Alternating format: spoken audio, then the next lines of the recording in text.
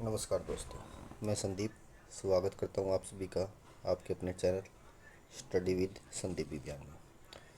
दोस्तों, कल हमने लगभग 50 क्वेश्चन किए थे।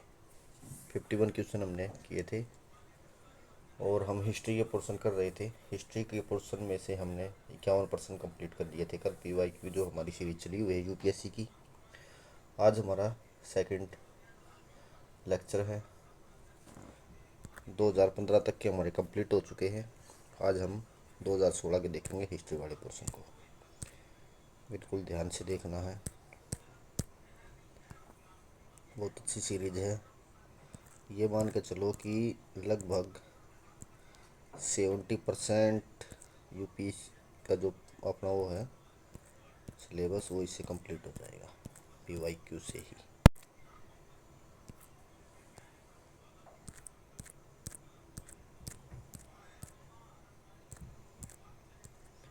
2016-14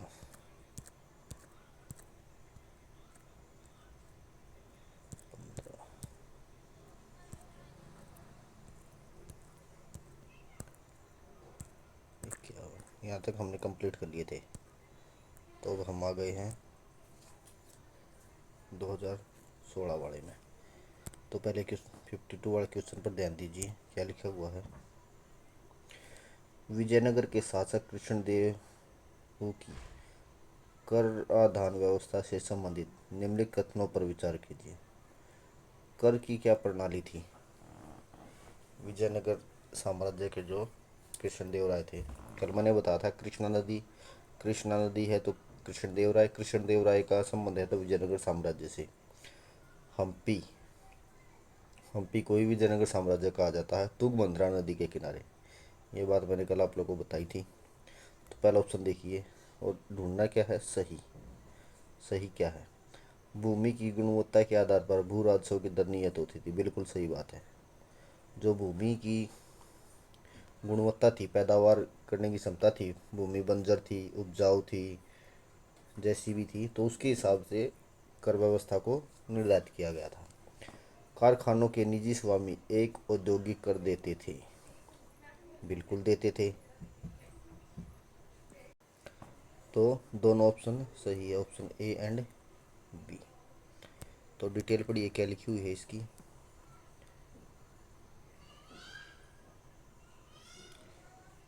डिटेल देखिए ध्यान से। पहला ऑप्शन है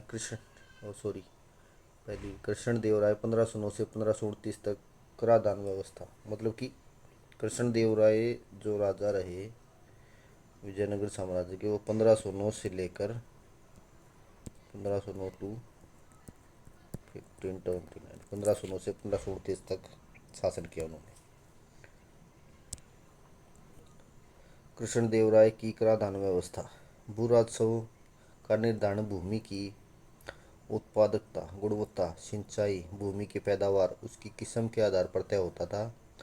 उपज का 1/6 भूमि कर के रूप में वसूला जाता था। भूमि कर को शिष्ट कहा जाता था। शिष्ट पहले ऑप्शन आया हुआ है। तो शिष्ट किसे कहते हैं, शिष्ट कहते हैं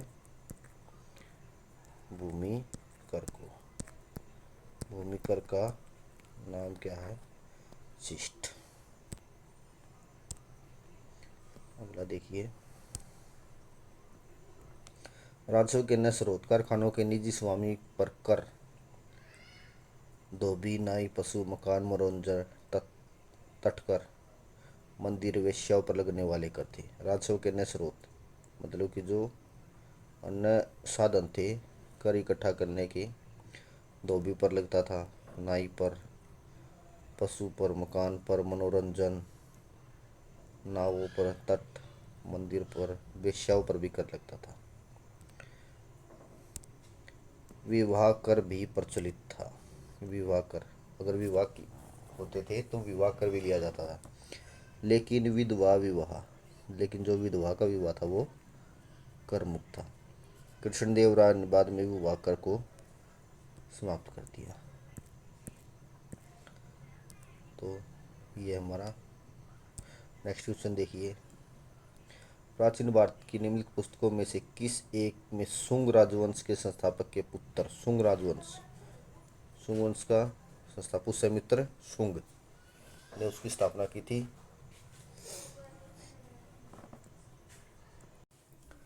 पुष्यमित्र शुंग ने शुंग वंश की स्थापना की थी। तो आगे देखिए क्या लिखा हुआ है। पुत्र की कहानी है। पुष्य एक शुंग राजवंश के संस्थापक के पुत्र की कहानी है। पहला ऑप्शन है सोपनवासदत्ता, दूसरा है मालविका अग्निमित्र, तीसरा मेघदूत और रत्नावली। तो ऑप्शन क्या है इसमें? मालविका अग्निमित्र। अग्निमित्र था जो शुंग वंश के राजा का पुत्र था, वो था अग्निमित्र, और जिससे वो प्रेम करता था उसका नाम था मालविका।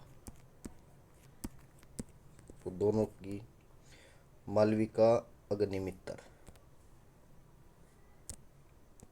तो ये ऑप्शन है। डिटेल पढ़िए क्या लिखा हुआ है। शुंग वंश 185 से 75 ईसा पूर्व। स्थापना पुष्यमित्र शुंग ने अंतिम मौर्य शासक बृहद्रथ की हत्या करके की थी। जो अंतिम मौर्य शासक था वो बृहद्रथ था। मौर्य वंश के संस्थापक थे चंद्रगुप्त मौर्य। बहुत महान सम्राट हुए हैं। संपूर्ण भारत को अखंड भारत बनाने वाले चंद्रगुप्त मौर्य। तो पुष्यमित्र शुंग वंश की स्थापना की थी बृहद्रथ की हत्या करके। पुष्यमित्र शुंग ब्राह्मणवादी था, ब्राह्मणवादी शासक था। धनदेव के अयोध्या विलेख के अनुसार उन्होंने 2 अश्वमेध यज्ञ किए। प्रसिद्ध व्याकरणविद पतंजलि उन्हीं के पुरोहित थे। पतंजलि ने कौन सा दर्शन दिया है? योग के पतंजलि। मनुस्मृति के वर्तमान स्वरूप की रचना इसी काल में हुई। जो मनुस्मृति को माना गया है उसकी रचना इसी काल में हुई थी। अग्निमित्र पुष्यमित्र का उत्तराधिकारी था। इनका पुत्र था तो इसका उत्तराधिकारी था। कालिदास 4वीं शताब्दी के उत्तरार्ध में सक्रिय एक कवि और नाटककार थे। कालिदास चंद्रगुप्त द्वितीय के दरबार में थे और इस प्रकार 4वीं से 5वीं शताब्दी में रहे। कालिदास के बारे में दिया हुआ है यहाँ पे। Kalidas 2nd to 4th century की बात है थे। और चंद्रगुप्त द्वितीय जो गुप्त साम्राज्य के महान राजा हुए हैं, चंद्रगुप्त द्वितीय चंद्रगुप्त सेकंड के दरबार में रहते थे। इसके दरबार में नवरत्न रहते थे। चंद्रगुप्त द्वितीय के दरबार में नवरत्न रहते थे, जैसे अकबर के दरबार में रहते थे। आगे देखिए कालिदास के बारे में। कालिदास के साहित्य कार्य। कालिदास ने 3 नाटक लिखे।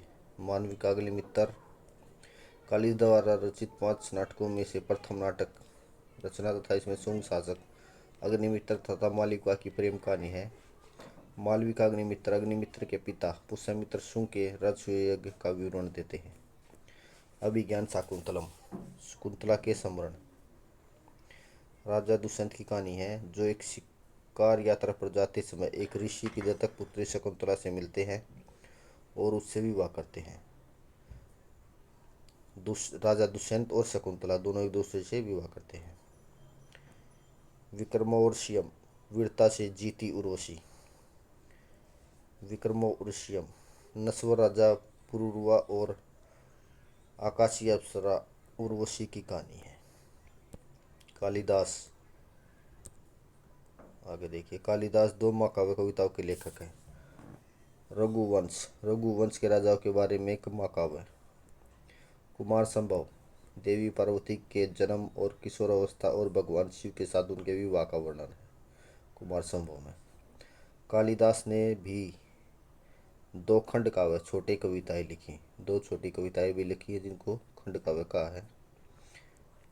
ऋतु संहार प्रत्येक ऋतु में 2 प्रेमियों के अनुभव का वर्णन करते हुए 6 ऋतुओं का वर्णन है। प्रत्येक ऋतु में 2 प्रेमियों के अनुभवों का वर्णन करते हुए 6 ऋतुओं का वर्णन है। ऋतु संहार में। मेघदूत मेघदूत का मतलब है क्लाउड को मैसेंजर के तौर पर, डाकिया के तौर पर यूज किया गया है। दी क्लाउड मैसेंजर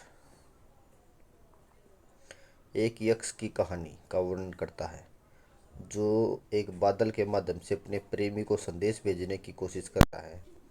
यह कविता प्रकृति में लालित्यपूर्ण है, जिसके माध्यम से कालिदास ने कविता की अपनी शैली बनाई।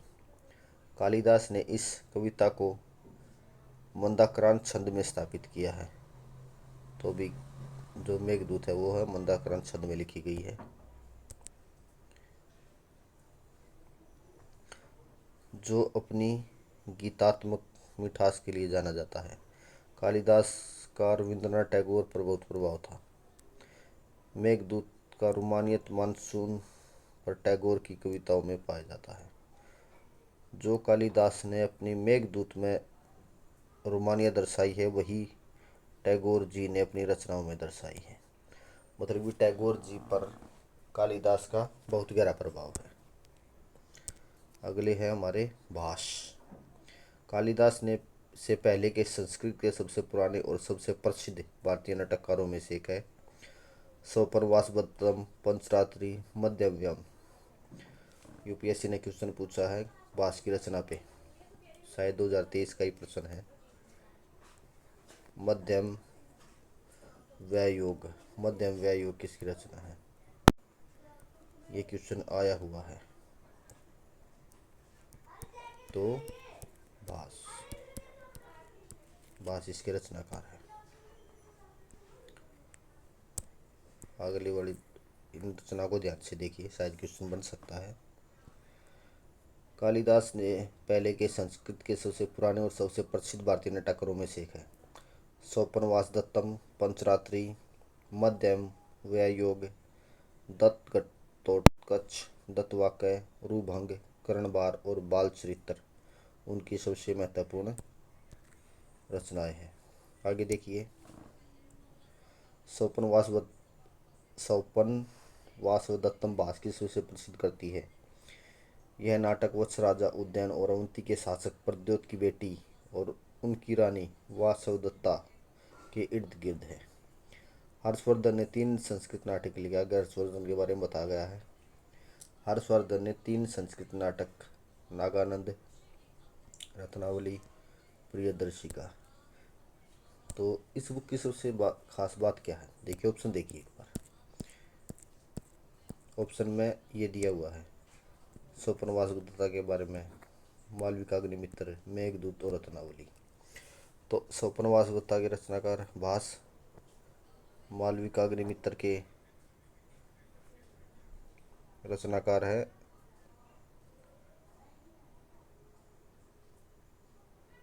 मालविका अग्निमित्र पुष्यमित्र के उत्तराधिकारी है। कालिदास ने लिखा था ये नाटक। और मेघदूत के रचनाकार रत्नावली, रत्नावली के रचनाकार हर्षवर्धन। तो भास, हर्षवर्धन और कालिदास। तो सभी के बारे में जितने भी ऑप्शन दिए गए हैं ना, इस बुक में यही खास बात है कि सभी ऑप्शनों की डिटेल देती है। अदर बुक क्या होता है, जो ऑप्शन होता है, जो आंसर होता है, सिर्फ 2 लाइनें उसी के बारे में लिख दी जाती है। लेकिन धर्मेंद्र जी की जो बुक है बहुत ही बेहतरीन बुक है। और किसी साथी ने इस बुक को ऑर्डर करना है तो डिस्क्रिप्शन में मैंने उनकी साइट का लिंक दिया हुआ है, वहाँ से वो साइट विजिट कर सकते हैं और बुक को मंगवा सकते हैं। आगे देखिए। हर्षवर्धन ने 3 संस्कृत नाटक नागानंद, रत्नावली, प्रियदर्शिका लिखे। हर्षवर्धन के दरबार में बाणभट्ट भारत में 7वीं शताब्दी के संस्कृत गद्य लेखक और कवि थे। तो हर्षवर्धन के दरबार में कौन थे? बाणभट्ट। बाणभट्ट ने हर्षचरित, हर्ष के क्रम, भारतीय सम्राट हर्ष की जीवनी, कादम्बरी, चंडिकाष्टक, पार्वती परिणय नामक कृतियों की रचना की। तो हर्षवर्धन ने क्या लिखा है? हर्षवर्धन ने तो ये रचनाएं की है। और बाणभट्ट ने हर्षचरित लिखा, कादम्बरी, चंडिकाष्टक, पार्वती परिणय नामक कृतियां की रचना की है। नेक्स्ट क्वेश्चन देखिए। मध्यकालीन भारत के सांस्कृतिक इतिहास के संदर्भ में निम्न कथनों पर विचार कीजिए। मध्यकालीन भारत के बारे में कहा गया है, सही ढूंढना है, सही क्या है। तमिल क्षेत्र के सिद्ध सत्तर एकेश्वरवादी थे तथा मूर्ति पूजा की निंदा करते थे, बिल्कुल। कन्नड़ क्षेत्र के लिंगायत पुनर्जन्म के सिद्धांत पर प्रश्न चिन्ह लगाते थे तथा जाति अधिक्रम को अस्वीकार करते हैं, बिल्कुल सही बात है, दोनों ऑप्शन सही हैं। अब इनकी डिटेल देखिए ध्यान से। लिंगायत संप्रदाय या वीरशैव संप्रदाय के प्रवर्तक अलप्रभु तथा उनके शिष्य बसव या बसेश्वर थे। ये कलचुरी शासक विज्जल के मंत्री थे। लिंगायत 12वीं सदी में समाज सुधारक दार्शनिक आंदोलन था। लिंगायत एकेश्वरवादी है, एक ईश्वर को मानते हैं। ये केवल एक भगवान अर्थात लिंग शिव की पूजा करते हैं, भगवान शिव को मानते हैं और किसी को नहीं मानते। लिंगायत मूर्ति पूजा, पुनर्जन्म, वेद, यज्ञ, कर्मकांड, जाति प्रथा, ब्राह्मण विरोधी संप्रदाय है। सिर्फ भगवान शिव को मानते हैं, मूर्ति पूजा नहीं करते, पुनर्जन्म में विश्वास नहीं करते, वेदों को नहीं मानते, यज्ञ नहीं करते, कर्मकांड नहीं करते, जाति प्रथा नहीं मानते और ब्राह्मणों का विरोध करते हैं। ब्राह्मणवादी जो विचारधारा है उनका विरोध करते हैं। दाह संस्कार भी नहीं करते, ये दाह संस्कार भी विरोधी है, बॉडी को दफनाते हैं। वचन शास्त्र नामक कन्नड़ ग्रंथ में इनकी संतों के उपदेश संकलित है। तो जो लिंगायत संप्रदाय है इनका ग्रंथ कौन सा है? वचन शास्त्र, और भाषा है कन्नड़। तमिल क्षेत्र के सिद्ध 70 भी एकेश्वरवादी थे और मूर्ति पूजा की निंदा करते थे। तो पहला ऑप्शन यही तो है, ये दिया हुआ। और दूसरा लिंगायत, तो लिंगायत के बारे में आपने बिल्कुल ध्यान से पढ़ दिया। अगर कोई क्वेश्चन बने तो आप सोल्व कर सकते हो। क्वेश्चन नंबर 55, भारतीय इतिहास के मध्यकाल में बंजारे सामान्यतः क्या थे? बंजारे चैप्टर जो एनसीईआरटी की बुक है, एनसीईआरटी की सीरीज भी स्टार्ट की हुई है तो उसको भी देखिए। जो एनसीईआरटी की 7th क्लास की बुक है ना, उसमें बंजारों के बारे में लिखा हुआ है। तो एनसीईआरटी से ही ये क्वेश्चन आया है, मेन तो पॉइंट ये है। तो एनसीईआरटी बुक भी बहुत ज़रूरी हो जाती है। तो आगे देखिए, तो बंजारे क्या है? व्यापारी। बंजारा लोग सबसे महत्वपूर्ण व्यापारी खानाबदोश थे। उनका कारवा, कारवा क्या कहलाता था? टांडा। सुल्तान अलाउद्दीन खिलजी के समय बंजारों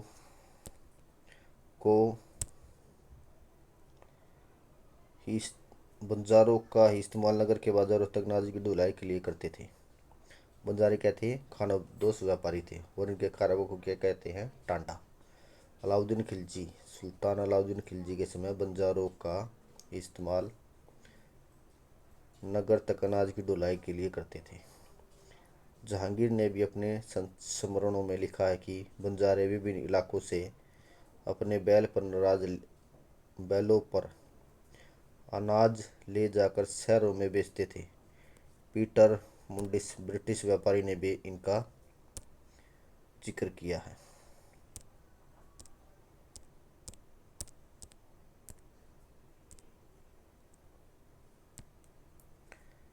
तो पीटर मुंडिस ने भी इनका जिक्र किया है।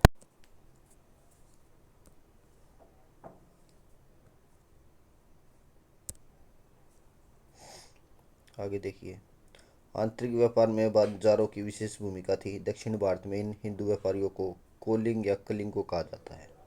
दक्षिण भारत में क्या कहा जाता है? कोलिंग या कलिंगो। दक्षिण में अरब एवं मुस्लिम व्यापारियों को मूरो कहा जाता है। मूरो। बकाल अनाज व्यापारी थे। तो कई शब्द आ गए हैं, एक तो कोलिंग या कलिंगो। दक्षिण भारत में हिंदू व्यापारी, अगर हिंदू व्यापारी है तो उसको क्या है? कोलिंग। और जो मुस्लिम व्यापारी है उसको क्या है? मूरो। और जो अनाज के व्यापारी है उनको क्या है? बकाल। अगला क्वेश्चन देखिए 56। सॉरी, अभी डिटेल बजी हुई है, ये देखिए, इसको ध्यान से पढ़िए।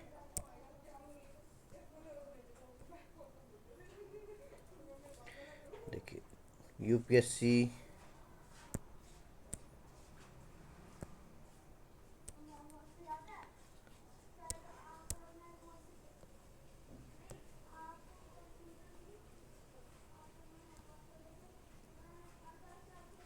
यूपीएससी प्री में आजकल न्यू एनसीईआरटी बुक्स के डायग्राम, मैप, बॉक्स और शब्दावलिया के बहुत क्वेश्चन बनते हैं। History new NCERT 7th class से। देखो ये जो आया हुआ है यहाँ पे बंजारों के बारे में, ये उसी क्लास से आया है। क्या लिखा हुआ है ध्यान से पढ़िए।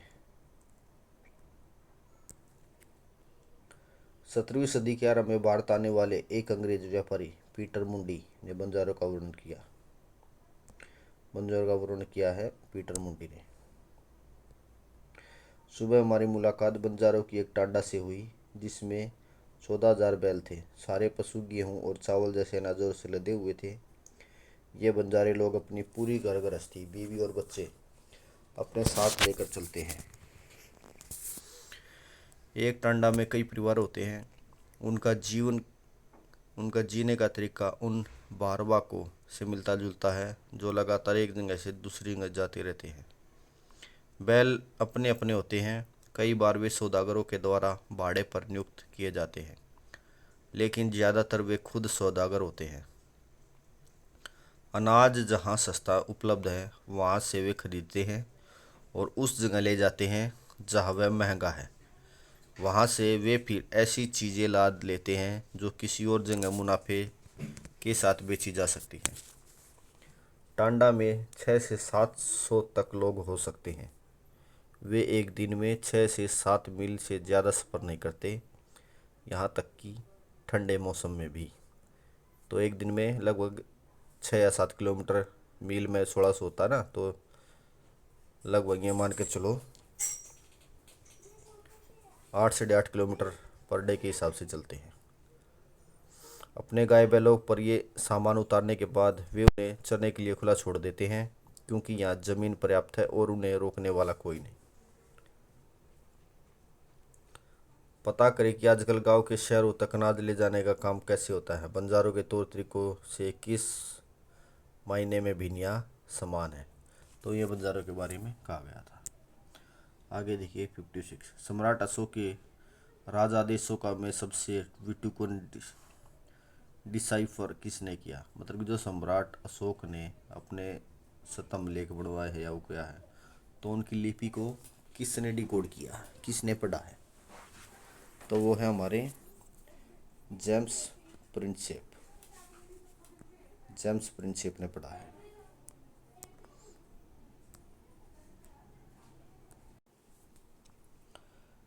तो ध्यान दीजिए आगे। 1837 ईस्वी में टकसाल अधिकारी जेम्स प्रिंसेप ने दिल्ली टोपरा स्तंभ लेख मेसोकेबिल की लिपि पढ़ी, जबकि अशोकेबिल लेख की सर्वप्रथम खोज 1750 ईस्वी में टिफेंतलर ने की थी। खोज सबसे पहले की टिफेंतलर में, लेकिन पढ़ी जेम्स प्रिंसेप ने। Asiatic Society of Bengal. Asiatic Society of Bengal जनवरी 1784 में ईस्ट इंडिया कंपनी के अधिकारी सर विलियम जोन्स ने भारतीय भाषाओं एवं शास्त्रों के अध्ययन के लिए कलकत्ता में एशियाटिक सोसाइटी ऑफ बंगाल की स्थापना की। तो एशियाटिक सोसाइटी ऑफ बंगाल की स्थापना कलकत्ता में हुई थी 1784 में। इसने प्राचीन भारतीय इतिहास में संस्कृति की खोज व अध्ययन का कार्य किया। इसे बाद में रॉयल सोसाइटी ऑफ बंगाल के नाम दिया गया। तो रॉयल सोसाइटी ऑफ बंगाल इसका नाम दे दिया, इसी का एशियाटिक सोसाइटी का ही नाम दे दिया Royal Society of Bengal.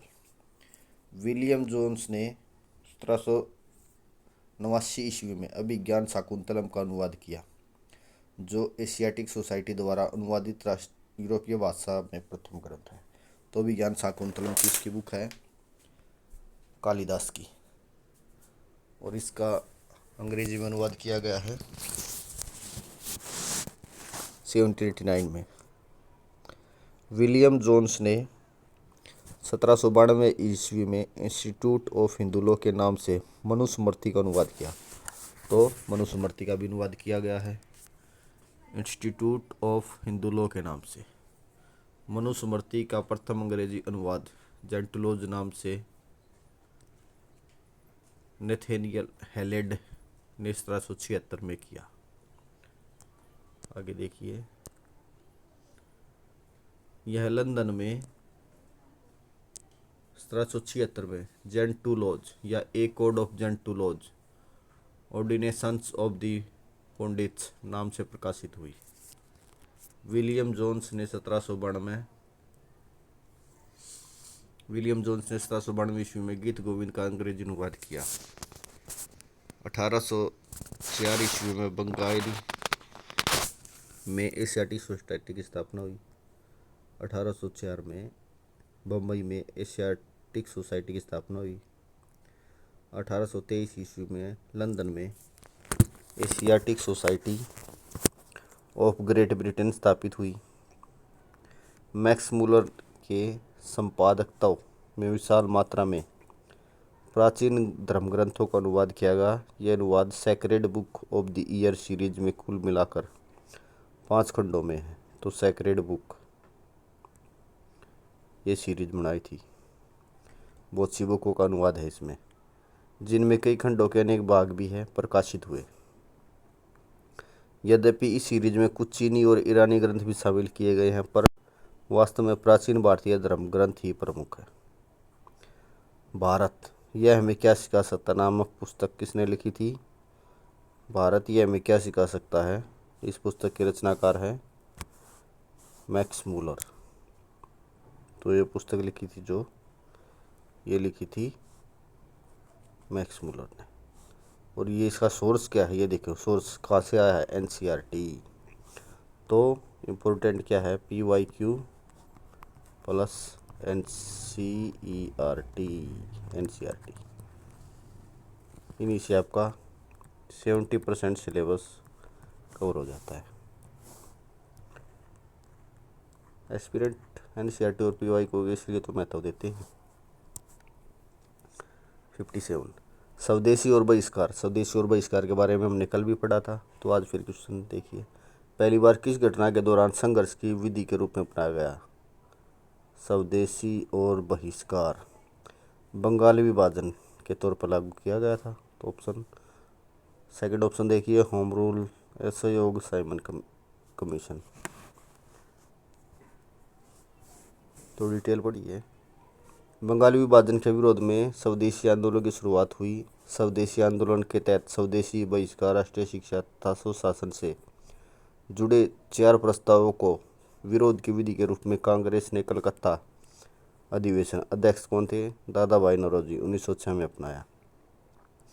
UPSC ने स्वदेशी आंदोलन से संबंधित प्रश्न पिछले वर्ष भी पूछा था। पिछले वर्ष का मतलब है 2015 में ही पूछा था। ये 2016 का पेपर कर रहे हैं ना। क्वेश्चन नंबर 58, भारत के धार्मिक इतिहास के संदर्भ में निम्नलिखित कथनों पर विचार कीजिए। धार्मिक इतिहास और सही ढूंढना है। बोधिसत्व बौद्ध मत की हीनयान संप्रदाय की केंद्रीय संकल्पना है। देखिए कल हमने पढ़ा था बौद्ध धर्म के बारे में। जो बोधिसत्व है, बौद्ध धर्म में 2 संप्रदाय हुए, हीनयान और महायान। जो बोधिसत्व है वो किस संप्रदाय से है? वो हीनयान से नहीं है, वो है महायान से। महायान। तो पहले वाला क्वेश्चन ऑप्शन हमारा गलत हो गया। तो पहला गलत तो ये गलत, ये गलत तो ये गलत। अब देखो 2 यहाँ भी है और 2 यहाँ भी है, तो इसका मतलब है 2 ठीक है। जो दूसरा ऑप्शन है वो ठीक है। बोधिसत्व अपने प्रबोध के मार्ग पर बढ़ता हुआ करुणा में है। ऑप्शन 3 क्या कहता है? बोधिसत्व समस्त चेतन प्राणियों को उनके प्रबोध के मार्ग पर चलने में सहायता करने के लिए स्वयं की निर्वाण प्राप्ति विलंबित करता है। कल हमने पढ़ा था, ये बिल्कुल करता है। तो ऑप्शन 2 और 3 यहाँ देखिए। बोधिसत्व की अवधारणा बौद्ध धर्म के महायान संप्रदाय से संबंधित है, जो सार्वभौमिक सभी की मुक्ति में विश्वास रखता है। बोधिसत्व एक व्यक्ति है जो निर्वाण तक पहुंचने में सक्षम है। इसके साथ ही यह अन्य प्राणियों को उनके प्रबोध के मार्ग पर चलने में सहायता करता है, चाहे स्वयं के निर्माण प्राप्ति में विलंब हो जाए, लेकिन दूसरों को भी साथ लेकर चलता है। इस प्रकार बोधिसत्व एक सहज, इच्छा युक्त, करुणामयी रवैया रखता है तथा स्वयं के साथ अन्य प्राणियों को प्रबोध मार्ग पर चलने में मदद करता है। हीनयान संप्रदाय आ गया।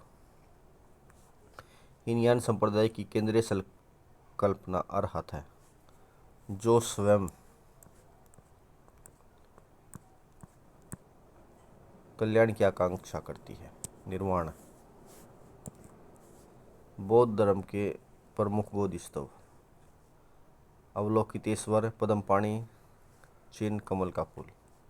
अगला है वज्रपाणि, मंजूश्री, सामंत, बद्दर और मैत्रेय। मैत्रेय क्या है? भावी बुद्ध, जो अभी आने वाले हैं पृथ्वी पर, जिनका जन्म होगा।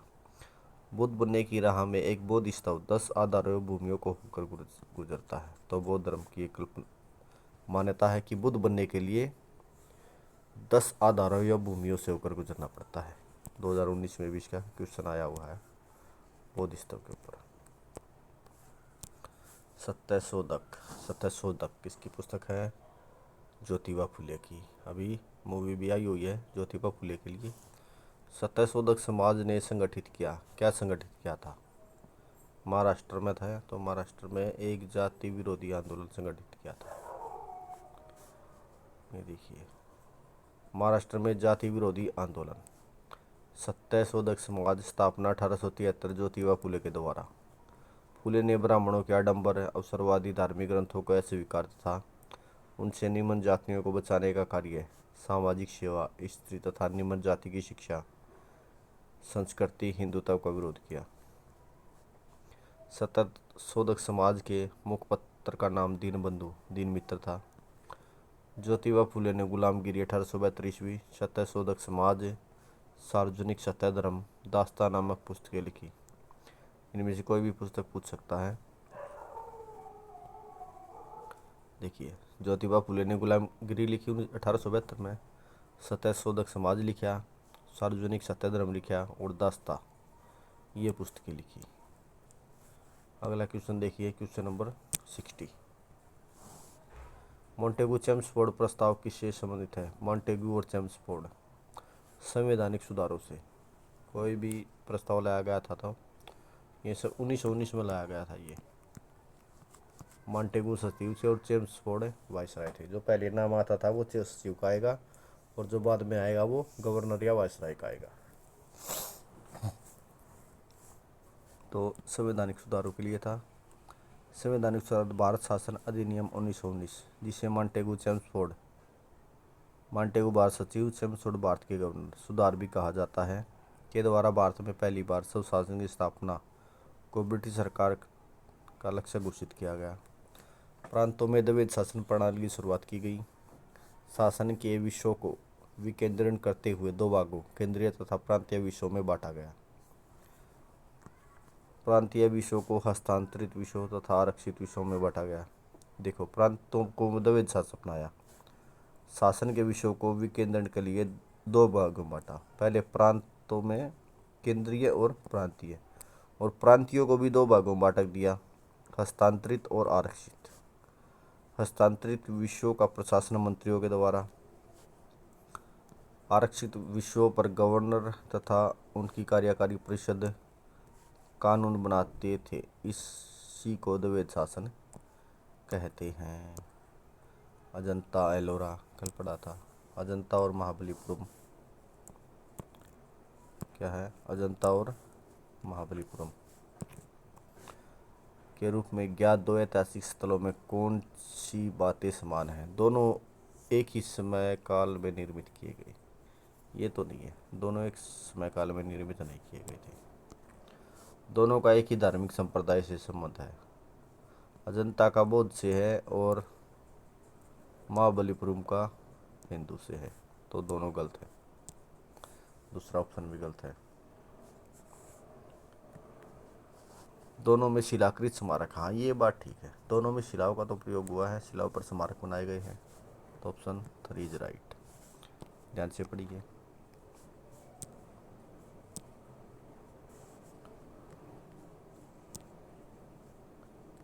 अजंता, औरंगाबाद जिला महाराष्ट्र, बागोरा नदी के किनारे सह्याद्री पहाड़ियों को काटकर बनाई गई गुफाएं हैं। कुल गुफाएं 29, 25 विहार, 4 चित्त हैं। इन गुफाओं में अधिकतर चित्र बुद्ध बोधिसत्वों के हैं। गुफा 9 तथा 10 के चित्र सबसे प्राचीन। सातवाहन काल के गुफा 16, 17 तथा 19।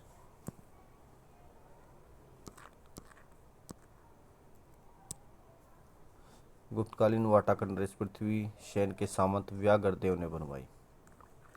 गुफा 1 तथा 2 वातापी शासक पुलकेशिन द्वितीय के काल में बने। फारस के नरेश के इन स्वागत का चित्र अजंता। तो इसका सोर्स क्या है? जो फारस का राजा था उसके स्वागत में चित्र बनाए गए होंगे। तो 11th क्लास की फाइन एनसीईआरटी की बुक पेज नंबर 36। तो बिल्कुल ये देखिए पूरी डिटेल कोट की हुई है। महाबलीपुरम, जिसे मामलपुरम या सप्तपगड़ो भी कहा जाता है, तत्कालीन पल्लव वंश 5वीं से 8वीं शताब्दी ईस्वी के शासनकाल का एक महत्वपूर्ण शहर रहा था। इसे पल्लव नरेश नरसिंह वर्मन 630 से 668 ने स्थापित किया। यहाँ से प्रसिद्ध कलाकृतियाँ अर्जुन की तपस्या, गंगा अवतरण, गुहा मंदिरों की श्रृंखला तथा सौर मंदिर प्रसिद्ध है। यहाँ के रथ मंदिर भी प्रसिद्ध है। हिंदू धर्मों का समर्पित।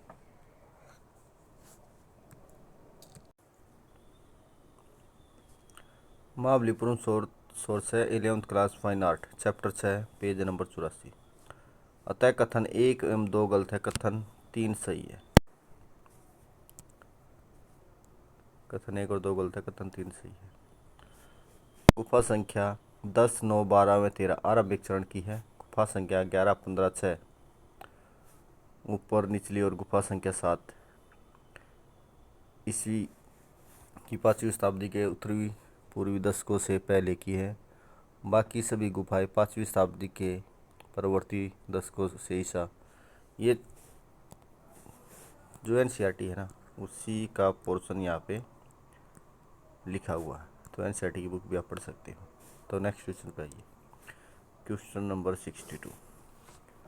निम्नलिखित पर विचार कीजिए। Calcutta Unitarian Committee, Tabernacle of New Dispensation, Indian Reform Association. Keshav Chandra Sen का संबंध किससे था? केशव चंद्र सेन का संबंध में से किन की स्थापना से? देखो इंडियन रिफॉर्म एसोसिएशन से तो था उनका। 3 कहाँ पे है? 3 तो सभी में ही है, तो 3 ठीक है।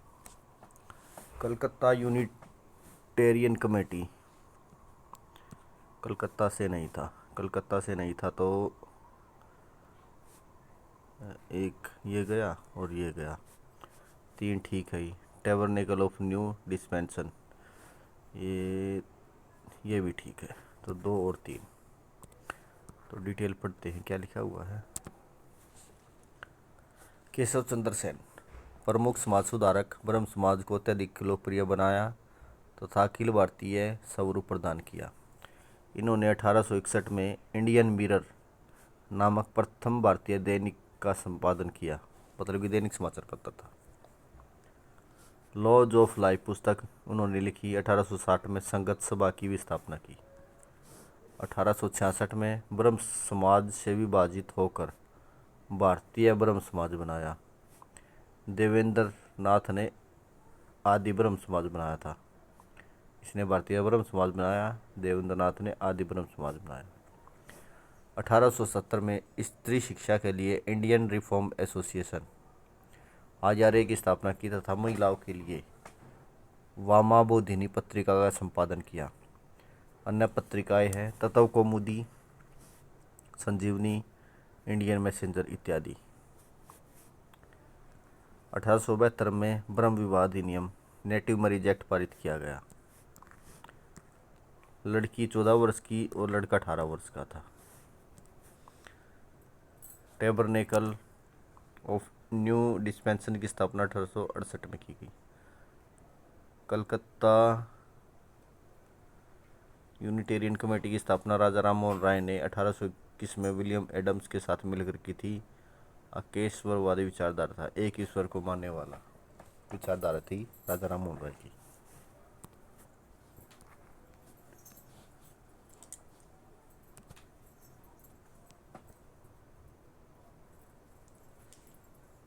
स्टॉप कर दी मैंने वीडियो और यहाँ से स्टॉप भी तो हो जाती है। ये रहा ऑप्शन। अगला प्रश्न देखिए 63।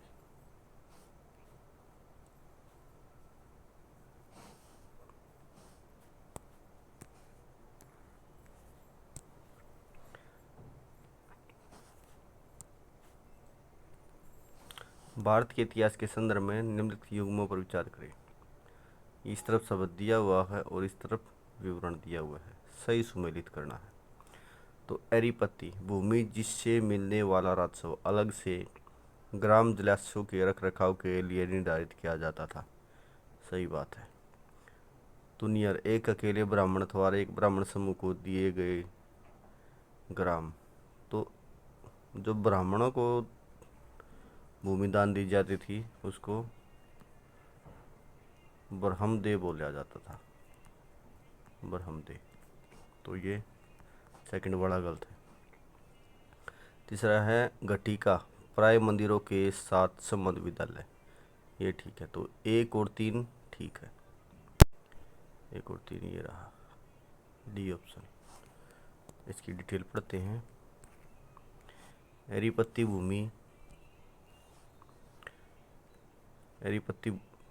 भूमि जिससे मिलने वाला राजस्व अलग से ग्राम जलाशयों के रख रखाव के लिए निर्धारित कर दिया जाता था। वहीं एरीभट्ट व्यक्तिगत दान था जो सिंचाई की व्यवस्था तालाब की देखरेख हेतु दिया जाता था। तन्यूर बड़े गांवों को तन्यूर कहा, तंकुरम भी कहा जाता है, तन्यूर या तंकुरम। ये एकल इकाई के रूप में शासित होते थे। ध्यान रहे ब्राह्मणों को दिए गए दान भूमि को ब्रह्मदे कहते हैं। घटिका यह मंदिरों से संबद्ध विद्यालय होते थे। मंदिरों को दान दी गई भूमि देवदान कहलाती थी। साला भोग शैक्षणिक प्रयोजन के लिए दी गई भूमि साला भोग। अग्रहार ब्राह्मणों की सामूहिक भूमि अग्रहार कहलाती थी। अन्य इम्पोर्टेंट है, अन्य विभिन्न प्रकार की भूमियाँ भी ध्यान दीजिए। ब्रह्मदे ब्राह्मणों को दी गई कर्मक्त। देवदे मंदिरों को, मठों को दी गई भूमि। अमरम सैनिक व असैनिक अधिकारियों को विशेष सेवाओं के बदले दिया जाने वाला भू अनुदान। भंडारवाद ग्राम या भूमि, भंडारवाद ग्राम या भूमि क्या है? ऐसे ग्राम या भूमि जो केंद्र के प्रत्यक्ष नियंत्रण खालसा की तरह में थी, था। इस भूमि को किसान राज्य को प्रत्यक्ष कर देते थे। किसान राज्य को इस भूमि के लिए डायरेक्ट कर देता था। उबाली गांवों में विशेष सेवाओं के बदले दी जाने वाली लगान मुक्त भूमि। उबाली लगान मुक्त भूमि थी और भंडारवाद करयुक्त भूमि थी। कुटगी या कुतगरी बड़े भूस्वामियों, मंदिरों एवं ब्राह्मणों द्वारा खेती के लिए छोटे किसानों को पट्टे पर दी गई भूमि थी। रथ को क्या कहते हैं? खत। कोडगे युद्ध में शौर्य प्रकट करने वाले या युद्ध में मृत सैनिकों के परिवार वालों को दी गई भूमि रथ कहलाती थी। मान्या आयंगरों को प्रदत्त कर मुक्त भूमि। तो यहाँ बताइए विजयनगर साम्राज्य के न्यांकर एवं आयंगर व्यवस्था के बारे में पढ़े, तो इसके बारे में भी सर्च करें आप। क्वेश्चन नंबर 64 है। मध्यकालीन भारत के आर्थिक इतिहास के संदर्भ में शब्द अरगट्टा किसे निर्धारित करा? अरगट्टा या रहट एक ही बात है, रहट या अरगट्टा। पानी का एक साधन था जिससे सिंचाई की जाती थी। तो ये है बंधुआ मजदूर नहीं। सैन्य अधिकारी को दी गई भूमि नहीं। भूमि की सिंचाई, हाँ ये था, एक व्हील चक्कर था। रैट बोलते हैं। पहले सिंचाई इसी के द्वारा बैलों को लगा दिया जाता था और वो घूमते रहते थे और पानी ऊपर आता रहता था। ऐसे था। एक पिक्चर बनी हुई है, जैसे पिक्चर बनी हुई है यहाँ पे, ऐसा ही है ये वाली।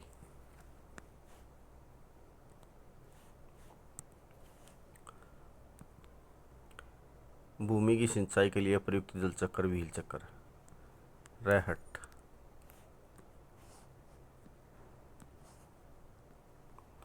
रैहट अर्गट पर्शियल व्हील का प्रथम उल्लेख बाबरनामा में 16वीं शताब्दी में मिलता है, लेकिन संभवतः इसका प्रचलन 14वीं सदी में दिल्ली सल्तनत में शुरू हो गया था। रैट का प्रयोग गहरे कुओं से सिंचाई हेतु पानी निकालने के लिए किया जाता था। इसमें गियर प्रणाली होती थी। चरखे का चलन भी सर्वप्रथम 12वीं सदी से 14वीं सदी के बीच सल्तनत काल में हुआ। इस्लामी की पुस्तक फुतू उल सलातीन, इस्लामी लेखक थे, उनकी पुस्तक है फुतू उल सलातीन, 1350 से 1353 में लिखी थी। इसका जिक्र किया गया है। और जो ये सोर्स लिया गया है ये है NCERT की 7th क्लास की बुक, चैप्टर 1 में है, पेज नंबर 7 पे। तो इसको ध्यान से पढ़ लिए, ध्यान देना इस पर। तो अगला क्वेश्चन देखिए, क्वेश्चन नंबर 66। भारत के सांस्कृतिक इतिहास के संदर्भ में इतिवृत्तों, राजवंशीय इतिहासों और वीरगाथाओं को कंठस्थ करना निम्न में से किसका व्यवसाय था? कंठस्थ याद कौन रखता था? देखो, श्रमण और परिव्राजक एक ही कैटेगरी के हैं। अगर गाय अलग है तो मागध याद रखते थे। श्रमण परिव्राजक शब्दों का प्रयोग साधु तपस्वी सन्यासियों के लिए किया जाता था, घूम घूम कर उपदेश देते थे। अगर हारिक जो दान दी गई भूमि या ब्राह्मणों को सामूहिक दान दी गई भूमि, अगर हार की देखभाल प्रशासन करने वाला। अगर हारिक है जो ब्राह्मणों को भूमि दी गई थी उसकी देखभाल करने वाला, मागध। इतिवर्तियों, राजवंशियों, इतिहास और वीरगाथाओं को कंठस्थ करना। UPSC ने 2020 में श्रमण और परिव्राजक पर प्रश्न पूछा है, तो आपने पता लगा लिया क्या है श्रमण और परिव्राजक है? साधु तपस्वी सन्यासी। अगला क्वेश्चन 66। वर्ष 1907 में सूरत में भारतीय राष्ट्रीय कांग्रेस के विभाजन का मुख्य कारण क्या था? भारतीय राष्ट्रीय कांग्रेस का विभाजन हो गया था 1907 में। किस लिए हुआ था? 1907 में हुआ था नरम दल और गरम दल। नरम और गरम में कांग्रेस का विभाजन हो गया था। लाला जी अध्यक्ष बनना चाहते थे, लेकिन वो अरविंद घोष को अध्यक्ष बनाना चाहते थे। तो देखिए इसमें ऑप्शन क्या है? लॉर्ड मिंटो द्वारा भारतीय राजनीतिक सांप्रदायिक में प्रवेश करना, ये भी नहीं है। अंग्रेजी सरकार के साथ नवपंथियों की वार्ता करने की क्षमता के बारे में चरमपंथियों में विश्वास का अभाव, यही था। ये अनुनय से काम करना चाहते थे, लेकिन वे उग्र तेवर के साथ काम करना चाहते थे, उग्रपंथी। अंग्रेजी सरकार के साथ नवपंथियों की वार्ता करने की क्षमता के बारे में चरमपंथियों में विश्वास का अभाव था। 2015 में इसकी व्याख्या की गई है, लास्ट वीडियो में, ध्यान से देखिए, उसका सुनिए, बार बार सुनते रहना है, सुनने से ही काम चलेगा। Question number 67। Sir Stafford Cripps की योजना में यह परिकल्पना थी कि द्वितीय युद्ध के बाद स्टैफोर्ड क्रिप्स मिशन 1942 विरोध में असहयोग आंदोलन चलाया, भारत छोड़ो आंदोलन। महात्मा गांधी जी ने करो या मरो का नारा दिया था। भारत को संपूर्ण प्रदान की जानी चाहिए, संपूर्ण नहीं देना चाहते थे। स्वतंत्रता प्रदान करिए, भारत को दो भाग विभाजित करिए, यह भी नहीं था, कैंसिल कर दिया था पाकिस्तान। भारत को इस शर्त के साथ गणतंत्र बनाया जाना चाहिए कि वह 7 में, ये भी नहीं था। भारत को डोमिनियन स्टेटस देना चाहते थे। डोमिनियन स्टेटस मतलब कि कुछ मुद्दों पर आज़ादी रहेगी, बाकी ब्रिटिश सरकार के अधीन ही रहेगा। Cripps mission 1942। भारत के राजनीतिक तथा वैधानिक गतिरोध को दूर करने के लिए ब्रिटिश सरकार पीएम चर्चिल ने स्टैफोर्ड क्रिप्स के नेतृत्व में क्रिप्स मिशन भेजा। क्रिप्स मिशन के क्या प्रस्ताव थे, ध्यान दीजिए। भारत को डोमिनियन स्टेटस का दर्जा और भारतीय संघ की स्थापना द्वितीय विश्व युद्ध के पश्चात। युद्ध समाप्ति के पश्चात नए संविधान के निर्माण हेतु संविधान निर्माण परिषद का गठन होगा, जिसमें ब्रिटिश भारत तथा स्वदेशी रियासतों के प्रतिनिधि होंगे। युद्ध के दौरान कार्यकारी परिषद का गठन होगा, जिसमें भारतीय जनता के मुख्य वर्गों के प्रतिनिधि शामिल होंगे। आगे देखिए क्या लिखा हुआ है। चूंकि कांग्रेस लाहौर अधिवेशन 1929 के पश्चात से पूर्ण स्वराज की मांग कर रही थी, अतः उन्होंने क्रिप्स मिशन स्वीकार कर दिया तथा अगस्त 1942 में भारत छोड़ो आंदोलन शुरू किया। 2017 का ध्यान दिए 68। ऋग्वेद कालीन नारियों और सिंधु घाटी के लोगों की संस्कृति के बीच अंतर के संबंध में से कौन से कथन सही है? ऋग्वेद कालीन आर्य कवच और शिस्त्राण हेलमेट का उपयोग करते थे, ऋग्वेद कालीन आर्य, जबकि सिंधु घाटी सभ्यता के लोगों को इनके उपयोग का कोई साक्ष्य नहीं है। बिल्कुल सही बात है, लोहे का प्रयोग तो करते ही नहीं थे हिंदू वाले, हिंदू घाटी इंडस वैली सिविलाइजेशन। नेक्स्ट है, ऋग्वेद कालीन आर्यों को स्वर्ण, चांदी और ताम्र का ज्ञान था, जबकि सिंधु घाटी के लोगों को केवल ताम्र और लोहे का नहीं था, तांबे का तो था। तो सेकंड गलत है, ये गलत, ये गलत। First okay. थर्ड देखिए, ऋग्वेद कालीन आर्यों ने घोड़ों को पालतू बनाया, आर्यों ने घोड़ों को पालतू बनाया, ठीक है, जबकि इस बात का कोई साक्ष्य नहीं है कि सिंधु घाटी के लोग इस पशु को जानते थे, ये भी ठीक है। तो 1 एंड थर्ड। डिटेल पे आइए क्या कहता है।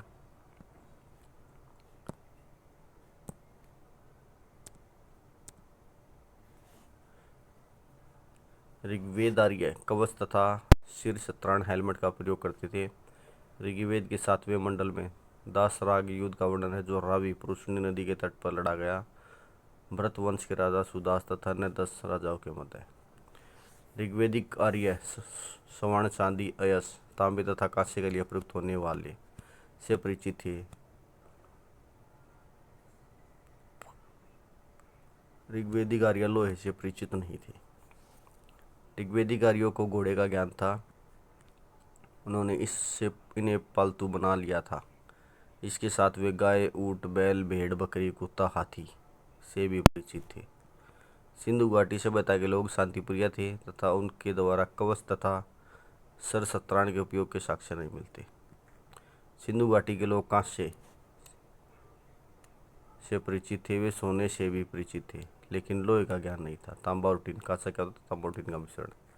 हड़प्पा सभ्यता के लोग बैल, गाय, भेड़, बकरी, सुअर पालते थे, लेकिन वे घोड़े से परिचित नहीं थे। 2013 में प्रश्न पूछा ना आर्य और उनके बारे में। Question number 69। मणिपुरी संकीर्तन के संदर्भ में यह संगीत और नृत्य का प्रश्न है, बिल्कुल होगा। केवल करताल का ही एकमात्र बात, ये केवल करताल तो नहीं होनी चाहिए, और भी वाद्य यंत्र होंगे। तो सेकंड गलत, ये गलत, ये गलत। फर्स्ट ठीक है, यह भगवान कृष्ण के जीवन और लीलाओं का, ये भी ठीक है। मणिपुरी संकीर्तन भगवान कृष्ण से मानते हैं।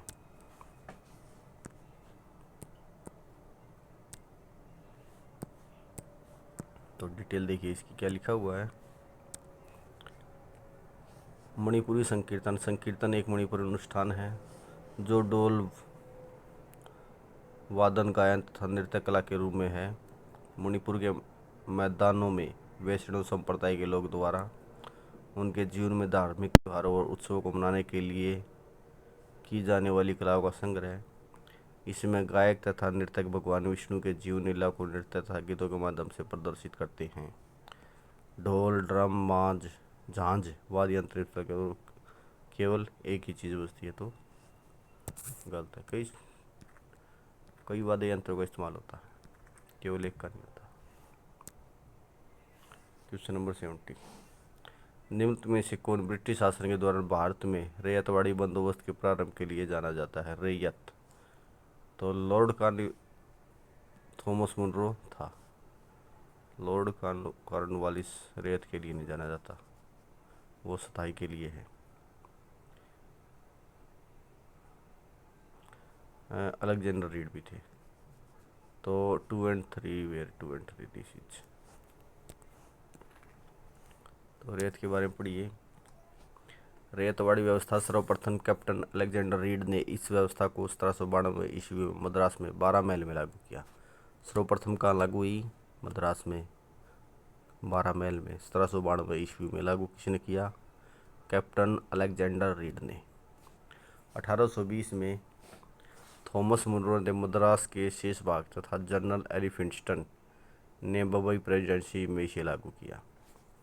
क्षेत्र, यह व्यवस्था मद्रास, बम्बई, पूर्वी बंगाल, असम एवं सिंध आदि क्षेत्रों में लागू थी, ब्रिटिश भारत के 51% भाग पर। इस व्यवस्था में किसान भूस्वामी होते थे। इसमें लगभग 33% से 55% भू राजस्व अदा करते थे। गोल्ड स्मिथ विंगेट, मुंबई सर्वे सिस्टम के जनक भी इससे जुड़े हुए थे। अन्य बंदोबस्त, स्थायी बंदोबस्त या जमींदारी व्यवस्था, जोन्स और Philip Francis, Jonathan Duncan, Lord Cornwallis, Thomas Law आदि इस बंदोबस्त से जुड़े हुए थे। क्षेत्र क्या है? यह व्यवस्था बंगाल, बिहार, उड़ीसा, उत्तर प्रदेश के वाराणसी क्षेत्र तथा उत्तरी कर्नाटक ब्रिटिश भारत का 19% भाग था स्थायी बंदोबस्त का, और रैयत का था लगभग 51%। इसमें जमींदारों को भूमि स्वामी माना गया। सूर्यास्त कानून इसी व्यवस्था से जुड़ा हुआ था। अगर सूर्यास्त तक लगान नहीं दिया तो भूमि किसी और को दे दी जाएगी। महालवाड़ी व्यवस्था, Holt, Mackenzie, Martin Bird, James Thomas जुड़े हुए थे। क्षेत्र, महालवाड़ी व्यवस्था में उत्तर पश्चिमी प्रांत, अवध, मध्य प्रांत, पंजाब के कुछ हिस्से, लगभग 30% भाग शामिल है। तो आगे देखिए डिटेल में क्या लिखा हुआ है। इसमें भूमि का मालिक या भूमि के कई संपूर्ण ग्राम या महाल को माना गया था। कौन सी थी ये? ये थी महालवाड़ी। Question number 71। 1929 का व्यापार विवाद नियम, ट्रेड डिस्प्यूट एक्ट, निम्नलिखित में से किसका उपबंध करता है? ट्रेड डिस्प्यूट एक्ट किसका करता है?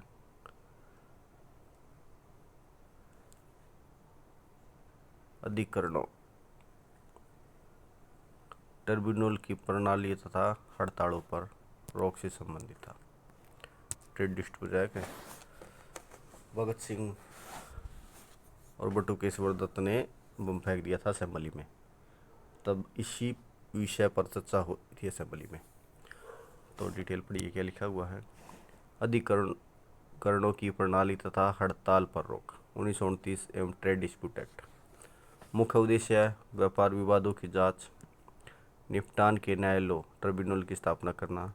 इस एक्ट के द्वारा सार्वजनिक उपयोगिता सेवा में पहले नोटिस दिए बिना हड़ताल या तालाबंदी पर रोक लगा दी, ताकि मजदूरों को राष्ट्रीय आंदोलन का भाग बनने से रोका जा सके।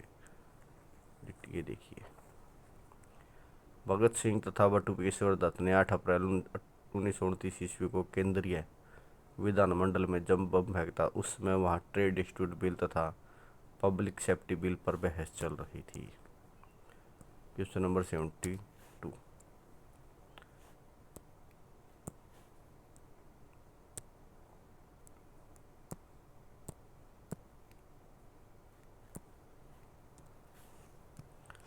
निम्नलिखित कथनों पर विचार कीजिए। फैक्ट्री एक्ट 1881 औद्योगिक कामगारों की मजदूरी करने के लिए और कामगारों को मजदूर संघ बनाने देने की दृष्टि से पारित किया गया। मजदूर संघ बनाने से, मजदूर संघ तो नहीं बना सकते कांग्रेस, अंग्रेज इतने भले थोड़ा थे कि मजदूर संघ बनाने देंगे। NM लोखंडे ब्रिटिश भारत में मजदूर आंदोलन संगठित करने में अग्रगामी थे। ये सही बात है, लोखंडे साहब ने ये काम किया था। फैक्ट्री एक्ट 1881 प्रथम कानून अधिनियम गवर्नर रिपन के काल में पारित हुआ। क्या प्रावधान थे? 7 वर्ष से कम आयु के बच्चों को कारखाने में काम करने पर निषेध। 7 से 12 वर्ष के बच्चों से केवल 9 घंटे तक कार्य करवाया जा सकता है। बच्चों को महीने में 4 अवकाश अनिवार्य है। खतरनाक मशीनों की तालाबंदी की जाए।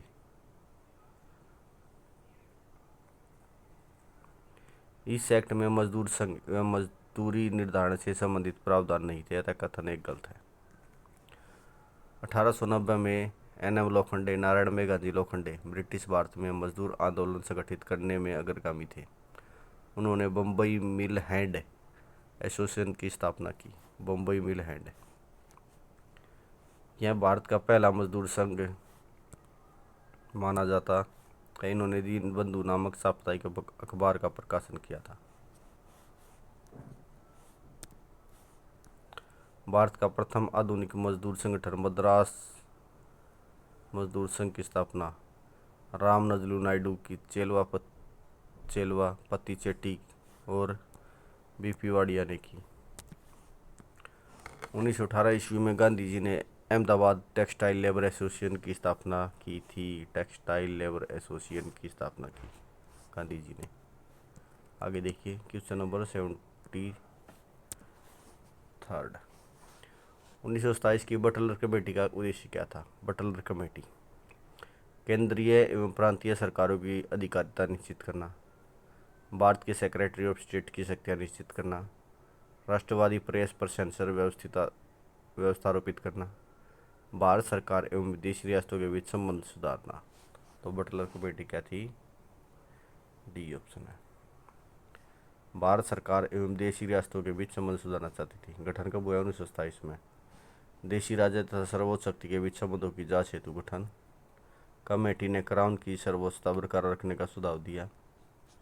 गवर्नर जनरल को देशी राज्यों के मामले से निपटते समय वायसराय क्राउन एजेंट की भांति कार्य करते रहना चाहिए। कर रहे थे गवर्नर जनरल के वायसराय के क्राउन के एजेंट के रूप में काम कर रहे थे। Question number 74। निम्नलिखित युग्मों पर विचार कीजिए। राधाकांत देव ब्रिटिश इंडियन एसोसिएशन के प्रथम अध्यक्ष। गुजलू लक्ष्मी नरसू चेट्टी मद्रास महाजन सभा के संस्थापक। सुरेंद्र नाथ बनर्जी इंडियन एसोसिएशन के संस्थापक। तो सही सुमेलित कीजिए। तो राधाकांत ब्रिटिश एसोसिएशन के इंडियन एसोसिएशन के अध्यक्ष थे, सही बात है। गुजलू लक्ष्मी नरसू चेट्टी मद्रास महाजन के संस्थापक, ऐसा कोई सोर्स नहीं है। सुरेंद्र नाथ बनर्जी इंडियन एसोसिएशन के संस्थापक, ये ठीक है। 1 and 3।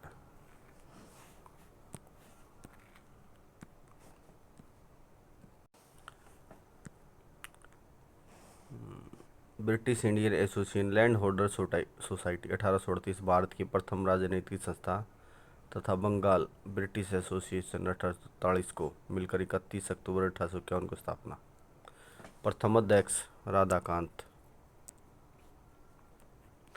देव, सदस्य देवेंद्रनाथ टैगोर, राजेंद्र लाल मित्तर तथा हरीश चंद्र मुखर्जी। हिंदू पैट्रियट इसका मुख्य पत्र था। मद्रास महाजन सभा स्थापना 1884 वीर राघवाचार्य सुब्रमण्यम अय्यर आनंद चुरलू ने की थी। इंडियन एसोसिएशन स्थापना जुलाई 1876 सुरेंद्र नाथ बनर्जी ने आनंद मोहन बोस के साथ मिलकर की थी। सुरेंद्र नाथ बनर्जी 1869 में भारतीय सिविल सेवा आईसीएस में चुने गए, लेकिन ब्रिटिश सरकार द्वारा बर्खास्त कर दी गई। तो सुरेंद्र नाथ बनर्जी का आईसीएस इंडियन सिविल सर्विस में सिलेक्शन हो गया था, लेकिन अंग्रेजों ने बर्खास्त कर दिया। आईसीएस में बर्खास्त होने वाले प्रथम भारतीय थे। वहीं 1864 में सत्येंद्र नाथ टैगोर भारतीय सिविल सेवा परीक्षा में चयनित होने वाले प्रथम भारतीय थे। पहले भारतीय थे सत्येंद्र नाथ टैगोर।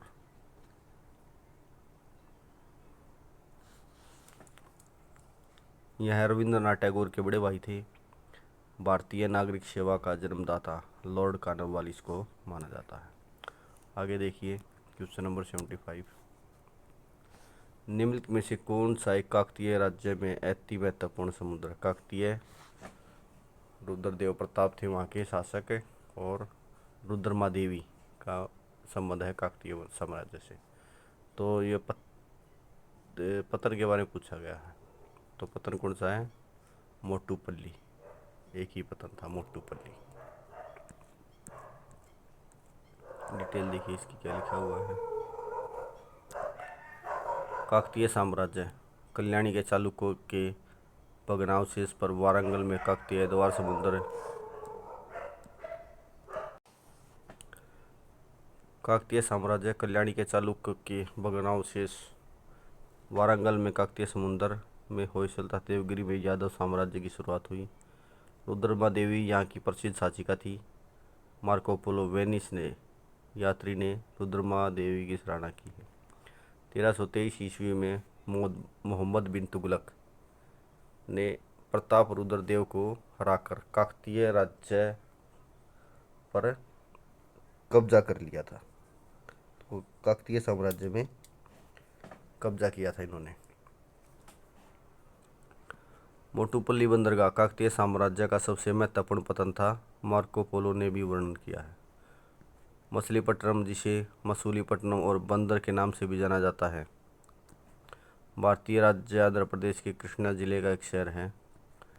प्राचीन बंदरगाह शहर 16वीं शताब्दी में से यूरोपीय व्यापारियों के निपटान के रूप में कार्य करता था। यह शहर कम से कम 3री शताब्दी ईसा पूर्व सातवाहन काल से अस्तित्व में है। टोलमी के अनुसार इसे मैसोलोस के नाम से जाना जाता है। मैसोलोस।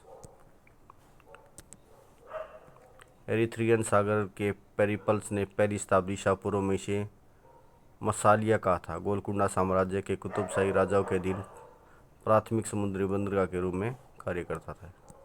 क्वेश्चन नंबर 76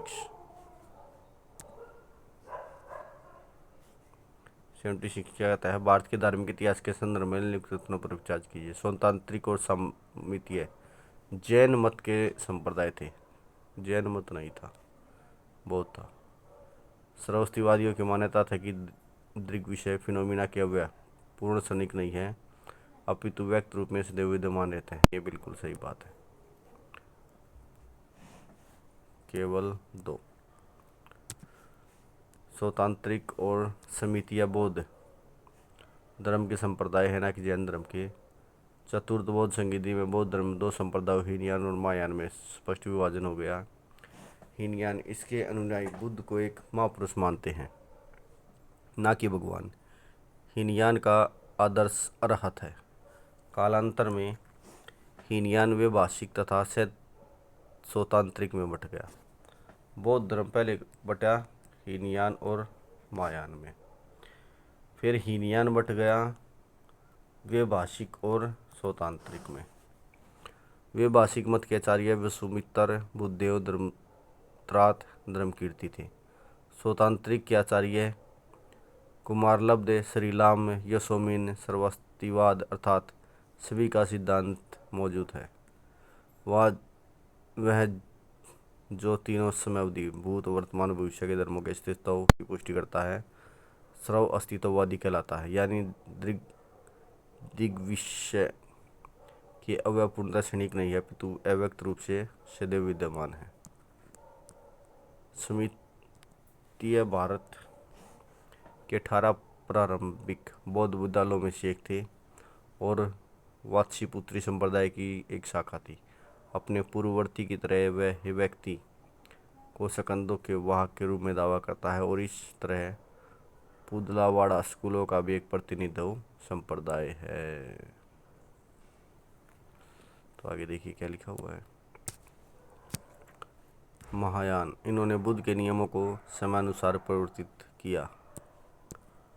ये बुद्ध को ईश्वर का अवतार मानते हैं। कालांतर में महायान।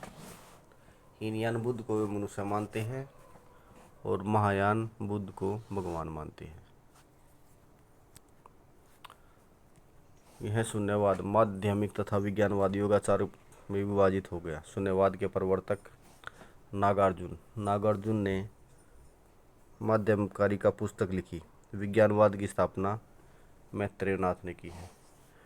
नेक्स्ट क्वेश्चन देखिए, क्वेश्चन नंबर 77।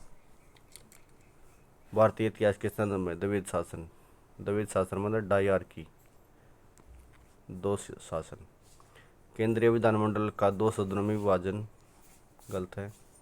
2 सरकारें अर्थात केंद्रीय और राज्य, ये भी नहीं थी। 2 शासक, एक लंदन में दूसरा दिल्ली में, ये भी नहीं है।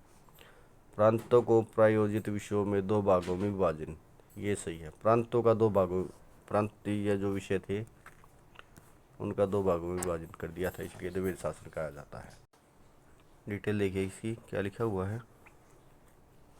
प्रांतों को प्रत्यायोजित विषयों 2 वर्गों में भारत शासन अधिनियम प्रांतीय विषयों को आरक्षित और हस्तांतरित विषयों में विभक्त किया गया था। इसकी डिटेल है, पहले भी दी हुई थी और आगे भी दे रखी है। तो नेक्स्ट क्वेश्चन में आगे जो क्वेश्चन आएगा उसमें डिटेल पढ़ेंगे इसकी।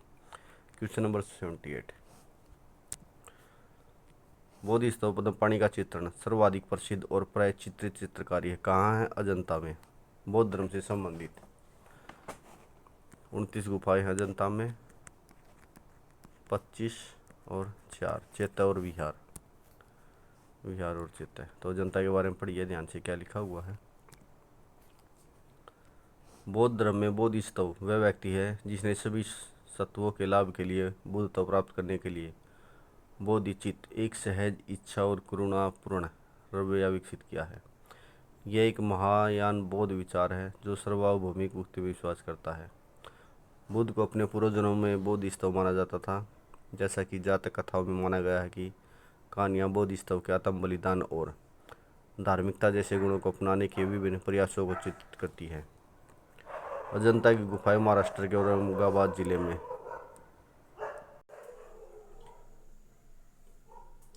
अजंता की गुफाएं महाराष्ट्र के औरंगाबाद जिले में बाघोरा नदी के किनारे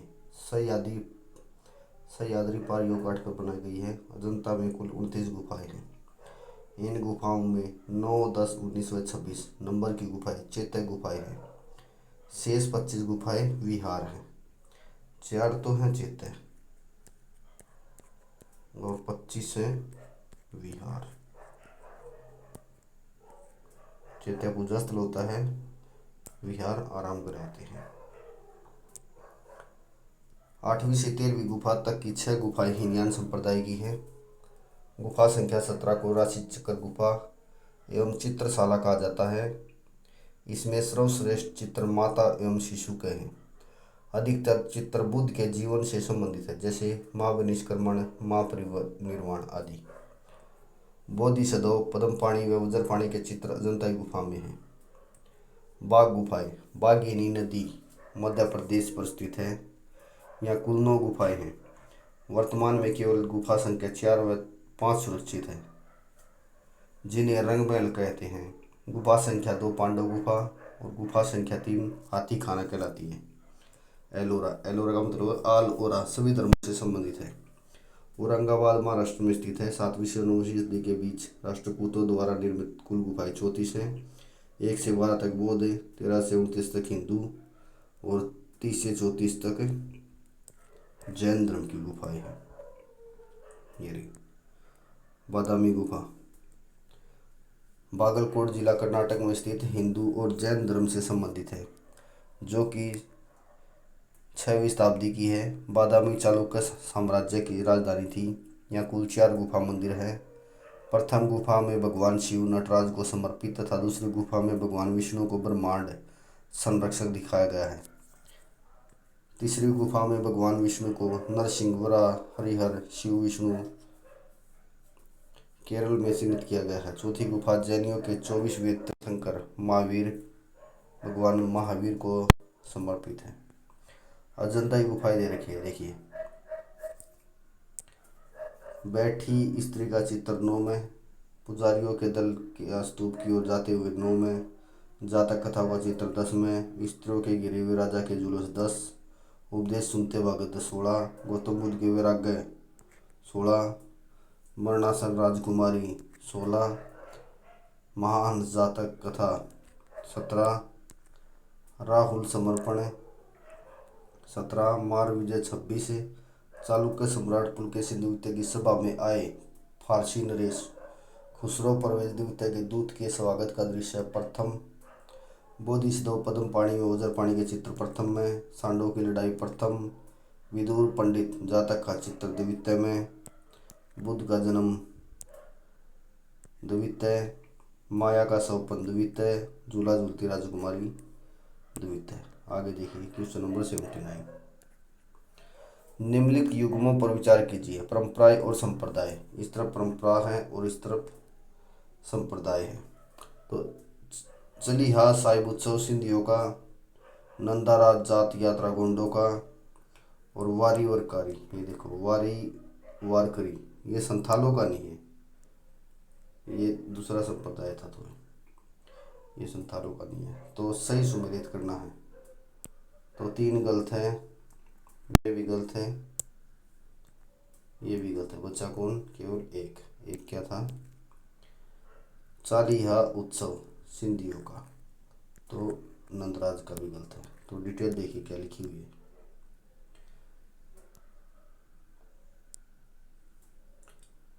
चालीहा साई उत्सव सिंधी समुदाय, नंदराज जात यात्रा उत्तराखंड के कुमायूं तथा गढ़वाल क्षेत्र, वारीवरकारी पंढरपुर महाराष्ट्र। चालीहा महोत्सव सिंधी पूजा भगवान झूलेलाल और चालीहा सिंधी समुदाय के लिए सबसे महत्वपूर्ण त्यौहार है। छेलो साहिब या चाहिला एक 40 दिन का त्यौहार है। 3 सप्ताह तक चलने वाली नंदा देवी राज जात उत्तराखंड का एक तीर्थ त्यौहार है जो 12 वर्षों में एक बार आयोजित किया होता है। राज जात चमोली गढ़वाल जिले में मनाया जाता है। राज जात चमोली गढ़वाल जिले में। आषाढ़ एक हिंदू माह एकादशी चंद्रमा का 11वां दिन में लगभग एकादशी के दिन मनाया जाता है। आषाढ़ के मंथ में लगभग 250 किलोमीटर चलने के बाद वारकारी कहे जाने वाले हजारों लोग आलंदी और देहू से पंढरपुर पहुंचते हैं। लोग पवित्र गीत गाते संतों की पादुकाओं को लेकर पालिकाओं के साथ चलते हैं। महाराष्ट्र में भक्ति आंदोलन पंढरपुर के देवता विठोबा या विठल देव के मंदिर के चारों ओर केंद्रित है। विठोबा को कृष्ण का अवतार माना जाता है। पंढरपुर भारत के महाराष्ट्र के सोलापुर जिले में चंद्रभागा नदी के तट पर स्थित है। एक प्रसिद्ध स्थल है। महाराष्ट्र धर्म 2 संप्रदायों में विभाजित था। वारकरी ये विठोबा के सौम्य भगत थे। ये अधिक भावुक तथा सिद्धांतिक थे। प्रमुख संत ज्ञानेश्वर रामदेव और तुकाराम। आगे क्या है? दरकरी। पहले है वारकरी और दूसरा है दरकरी। 2 संप्रदाय हैं। रामदास पंथ के अनुयायी थे। ये अधिक व्यवहारिक तथा तार्किक थे। मुख्य देवता रामदास तथा एकानाथ इसी संप्रदाय से थे। पंढरपुर के बारे में क्वेश्चन पूछा हुआ 2019 में। Question number 80। निम्नलिखित में से कौन से सूर्य मंदिर की विख्यात है? देखो, ओंकार। ओंकार क्या होता है? शिव होते हैं। तो 3 गलत, 3 गलत, 3 गलत। तो बचा क्या? एक क्या है? अरसवल्ली। अमरकंटक भी नहीं है, तो अरसवल्ली है सूर्य मंदिर।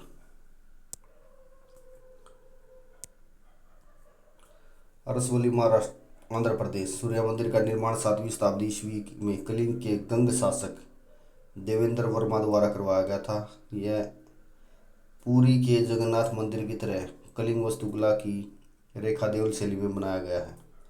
उड़ीसा की मंदिर वास्तुकला की कलिंग शैली कहलाने वाले उनके अद्वितीय प्रतिनिधित्व के लिए पूरी तरह से एक अलग श्रेणी से मेल खाती है। यह शैली मोटे तौर पर नागर शैली के अंतर्गत आती है। आगे देखिए क्या लिखा हुआ है। कलिंग वास्तुकला में मूल रूप से मंदिर को 2 भागों में बनाया गया है, एक मीनार और एक हॉल। टावर को देउल और हाल को जगमोहन कहा जाता है। भारत के प्रसिद्ध सूर्य मंदिर। कोणार्क का सूर्य मंदिर उड़ीसा में है। मोढेरा का सूर्य मंदिर गुजरात है। मार्तंड सूर्य मंदिर जम्मू कश्मीर है। ग्वालियर का सूर्य मंदिर कटरामल सूर्य मंदिर उत्तराखंड है। सूर्य पहाड़ मंदिर असम। सूर्य नारायण मंदिर डोमलपुर कर्नाटक। कोणार्क सूर्य मंदिर पवित्र शहर पुरी के पास पूर्वी उड़ीसा में स्थित है। 13वीं शताब्दी में राजा नरसिंह देव प्रथम 1238 से 1264 तक रहे वो के द्वारा मंदिर को एक विशाल रथ के आकार में बनाया गया है। यह सूर्य देव को समर्पित है। ये मैप दिया हुआ है कहाँ का मंदिर हमारे समर्पित है। यहाँ पे है, ये है। तो ये डिटेल देख लीजिए, एनसीईआरटी के पार्ट से लिया हुआ है। इसे 1984 में यूनेस्को को विश्व धरोहर स्थल घोषित किया गया है। कोणार्क सूर्य मंदिर के दोनों ओर 12 पहियों की 2 कतारें हैं। कुछ लोग कहते हैं कि पहिए एक दिन में 24 घंटे का प्रतिनिधित्व करते हैं और कुछ कहते हैं 12 महीने। कहा जाता है कि 7 घोड़े सप्ताह के 7 दिनों के प्रतीक माने जाते हैं। कोणार्क के सूर्य मंदिर को ब्लैक पगोड़ा भी कहा जाता है। सोमनाथ ज्योतिर्लिंग मंदिर के बारे में यूपीएससी में पूछा गया है, तो आगे भी पूछा जा सकता है। अमरकंटक मध्य प्रदेश, यह नर्मदा, सोन तथा जोहिला नदी सोन की सहायक का उद्गम स्थल है। ओमकारेश्वर, मध्य प्रदेश, भगवान शिव को समर्पित मंदिर, यह 12 ज्योतिर्लिंगों में से एक है। क्वेश्चन नंबर है 81। भारतीय स्वतंत्रता संघर्ष के संबंध में निम्नलिखित घटनाओं पर विचार कीजिए। तो बताना क्या है, कालक्रम बताना। पहले कौन सी घटी? रॉयल इंडियन नेवी 1945-6 में घटी थी। सेना ने विद्रोह कर दिया था। भारत छोड़ो 1942 में होया, और गोलमेज होया 1931। द्वितीय गोलमेज 1931, 30, 31, 32। तो 31 में तो पहला 3, फिर 2, फिर 1, 3, 2, 1, 3, 2, 1 सी है। शाही नौसेना विद्रोह 18 फरवरी 1946 को RIN के सिग्नल प्रशिक्षण के HMIS तलवार के 1100 भारतीय नाविकों ने, जिन्हें रेटिंग्स कहा जाता था, बम्बई में विद्रोह कर दिया। विद्रोह के कारण निम्नलिखित विद्रोहियों ने यूनियन जैक की जगह कांग्रेस, मुस्लिम लीग व कम्युनिस्ट पार्टी के झंडे लगा दिए। भारत छोड़ो आंदोलन, यह अगस्त क्रांति क्रिप्स मिशन के वापस लौटने के बाद गांधी जी ने एक प्रस्ताव तैयार कर अंग्रेजों को से भारत छोड़ने की अपील की। उसी दौरान वर्धा प्रस्ताव 14 जुलाई 1942 को वर्धा में आयोजित कांग्रेस कार्य समिति की बैठक में भारत छोड़ो आंदोलन का प्रस्ताव पारित किया गया। अगस्त प्रस्ताव के नाम से भी जाना जाता है। 8 अगस्त 1942 को बम्बई में ग्वालियर टैंक मैदान में मौलाना आज़ाद की अध्यक्षता में हुई अखिल भारतीय कांग्रेस कमेटी की बैठक में अंग्रेजों भारत छोड़ो का प्रस्ताव नेहरू ने पेश किया और यह प्रस्ताव पारित हुआ। भारत छोड़ो प्रस्ताव का लेख गांधी जी ने नेहरू एवं मौलाना आज़ाद के सहयोग से तैयार किया तथा प्रस्ताव का समर्थन सरदार पटेल ने किया। वर्धा प्रस्ताव को मंजूरी मुंबई में दी गई। 8 अगस्त 1942 को बम्बई के ग्वालियर टैंक मैदान में कांग्रेस का झंडा अरुणा आसफ अली ने फहराया। क्यों सुनाया हुआ है कि अरुणा आसफ अली ने झंडा कहाँ फहराया? यह बम्बई के ग्वालियर टैंक में कांग्रेस का झंडा किसने फहराया? तो अरुणा आसफ अली ने फहराया था। आगे देखिए, भारत छोड़ो का नारा यूसुफ मेहर अली ने दिया था। यूसुफ मेहर अली। भारत छोड़ो आंदोलन शुरू करने का प्रस्ताव वर्धा में 14 जुलाई 1942 को रखा गया। अंग्रेजों भारत छोड़ो का प्रस्ताव बम्बई में 8 अगस्त 1942 को रख भारत छोड़ो आंदोलन 9 अगस्त 1942 से प्रारंभ हो गया था। प्रस्ताव रखा था 14 जुलाई 1942 में। 8 अगस्त से प्रस्ताव दोबारा रखा और 9 अगस्त से भारत छोड़ो आंदोलन स्टार्ट कर दिया। आंदोलन प्रारंभ हुआ 9 अगस्त 1942 को। भारत छोड़ो आंदोलन की शुरुआत हुई। गांधी ने करो या मरो का नारा दिया। करो या मरो का नारा दिया। क्यों सुना था ना, करो मरो का नारा कब दिया गया था? आंदोलन के कार्यक्रम क्या रहे?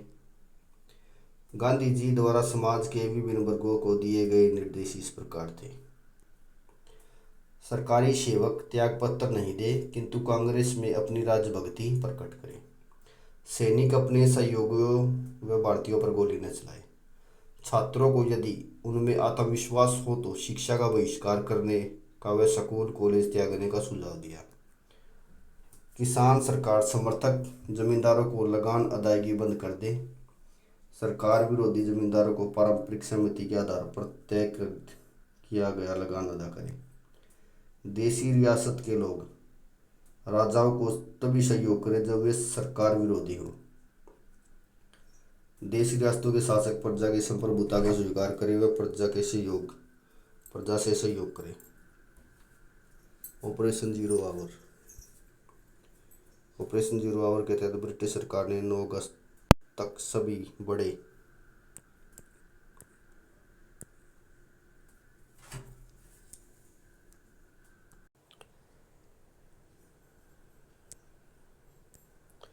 आंदोलन शुरू होते ही गांधी जी को बम्बई में गिरफ्तार कर सरोजिनी नायडू सहित आगा खा पैलेस में रखा गया। सरकार ने कांग्रेस को गैर कानूनी संस्था घोषित कर दिया।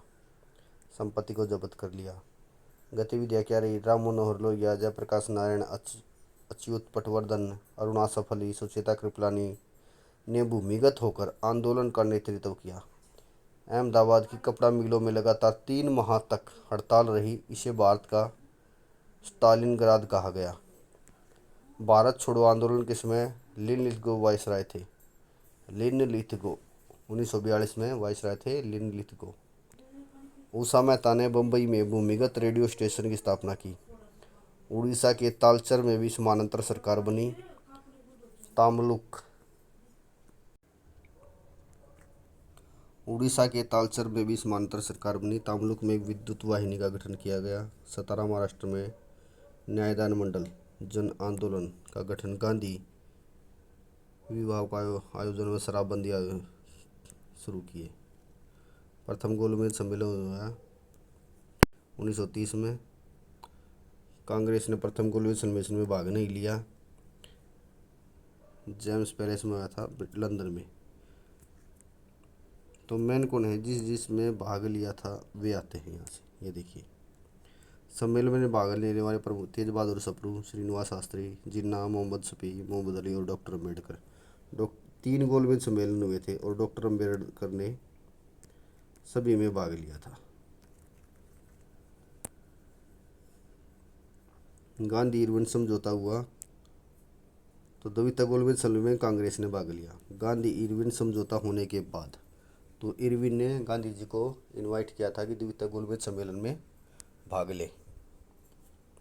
गांधी इरविन समझौता 1931। 5 मार्च के बाद कांग्रेस ने दूसरे गोलमेज सम्मेलन में भाग लिया। द्वितीय गोलमेज सम्मेलन में एनी बेसेंट, सरोजिनी नायडू, बेगम शहनवाज, सुब्बारायन आदि महिलाओं ने भाग लिया एवं महिलाओं का प्रतिनिधित्व किया। लंदन में दूसरे गोलमेज सम्मेलन में कांग्रेस ने एकमात्र प्रतिनिधि के रूप में गांधी जी ने हिस्सा लिया। यह सम्मेलन भी सेंट जेम्स प्लेस में हुआ। तीसरा गोलमेज सम्मेलन 17 नवंबर 1932 से 24 दिसंबर 1932 तक लंदन में तीसरा गोलमेज सम्मेलन हुआ, जिसमें कांग्रेस ने भाग नहीं लिया। इसकी अध्यक्षता भी रैमजे मैकडोनाल्ड ने की। इसमें वायसराय वेलिंगटन था। भीमराव अम्बेडकर ने दलित वर्ग के प्रतिनिधि के रूप में तीनों गोलमेज सम्मेलनों में भाग लिया। तो आज के लिए इतना ही काफ़ी है। तो मिलते हैं नेक्स्ट वीडियो में। तो सब्सक्राइब कीजिए, शेयर कीजिए और लाइक कीजिए। सभी का बहुत बहुत धन्यवाद। जय हिंद, जय भारत, वंदे मातरम।